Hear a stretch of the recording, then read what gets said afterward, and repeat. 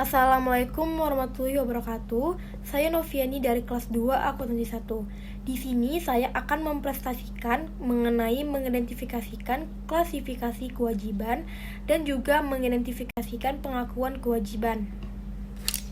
Kewajiban dapat diklasifikasikan menjadi jangka pendek dan kewajiban jangka panjang.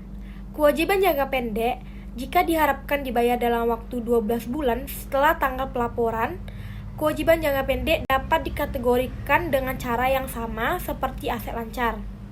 Kewajiban jangka pendek seperti utang, transfer pemerintah atau utang kepada pegawai merupakan suatu bagian yang akan menyalur aset lancar dalam tahun pelaporan berikutnya. Sedangkan jangka panjang hanya terdapat di PPKD. Berikut penerapan nilai keuangan untuk masing-masing pos kewajiban pada laporan keuangan seperti yang dijelaskan dalam PASAP nomor 9 paragraf 35 sampai 55. A. Utang pihak ketiga. Pada saat pemerintah menerima hak atas barang, termasuk barang dalam perjalanan yang telah menjadi haknya, pemerintah harus mengakui kewajiban atas jumlah yang belum dibayarkan.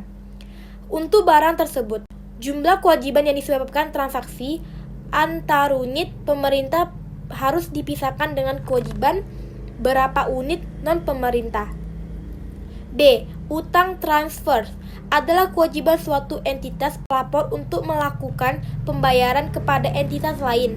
Sebagai akibat ketentuan perundang-undangan, utang transfer diakui dan dinilai sesuai dengan peraturan yang berlaku. C. Utang bunga pelapor untuk melakukan pembayaran kepada entitas lain. Sebagai akibat ketentuan perundang-undangan, utang transfer diakui dan dinilai sesuai dengan peraturan yang berlaku. C. Utang bunga.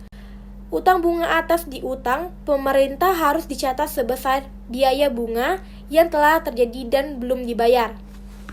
D. Utang perhitungan pihak ketiga.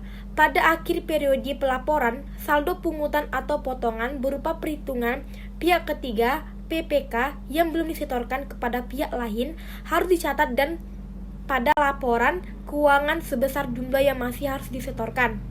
E. Bagian lancar utang jangka panjang.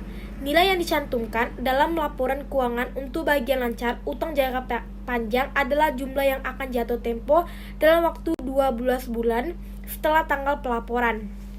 F. Kewajiban lancar lainnya. Kewajiban lancar lainnya merupakan kewajiban lancar yang tidak termasuk dalam kategori yang ada. Termasuk dalam kewajiban lancar tersebut adalah biaya yang masih harus dibayar saat laporan keuangan disusun. G. Utang pemerintah yang tidak diperjualbelikan. Nilai nominal atas utang pemerintah yang tidak diperjualbelikan merupakan kewajiban entitas kepada pemberi utang sebesar pokok utang dan bunga sesuai yang diatur dalam kontrak perjanjian. H. Utang pemerintah yang dapat diperjualbelikan. Jenis sekuritas utang pemerintah harus dinilai sebesar nilai pari dengan memperhitungkan diskontrol atau premium sebelum diamortisasi. Dan di sini setiap entitas pelaporan mengungkapkan setiap pos kewajiban yang mencakup jumlah yang diharapkan dan diselesaikan setelah tanggal pelaporan. Informasi tentang tanggal jatuh tempo kewajiban keuangan bermanfaat untuk menilai likuiditas dan solvabilitas suatu entitas pelaporan. Dan sekarang saya akan mengidentifikasikan pengakuan kewajiban. Kewajiban diakui jika besar kemungkinan bahwa pengeluaran sumber daya ekonomi akan dilakukan untuk menyelesaikan kewajiban yang ada sampai saat pelaporan. Perubahan atas kewajiban tersebut mempunyai nilai penyelesaian yang dapat diukur dari andal. Kewajiban diakui pada saat dana pinjaman diterima oleh pemerintah atau dikeluarkan oleh kreditur sesuai diterima oleh pemerintah atau dikeluarkan oleh kreditur sesuai dengan kesepakatan. Dan pada saat kewajiban timbul, kewajiban dapat ditimbul dari 1. Transaksi dengan pertukaran exchange transaction. 2. Transaksi tanpa pertukaran no exchange transaction sesuai hukum yang berlaku dan kebijakan yang diterapkan yang belum dibayar luas sampai dengan saat tanggal pelaporan.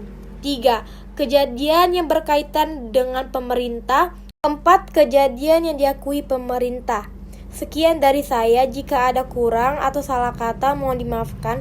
Assalamualaikum warahmatullahi wabarakatuh.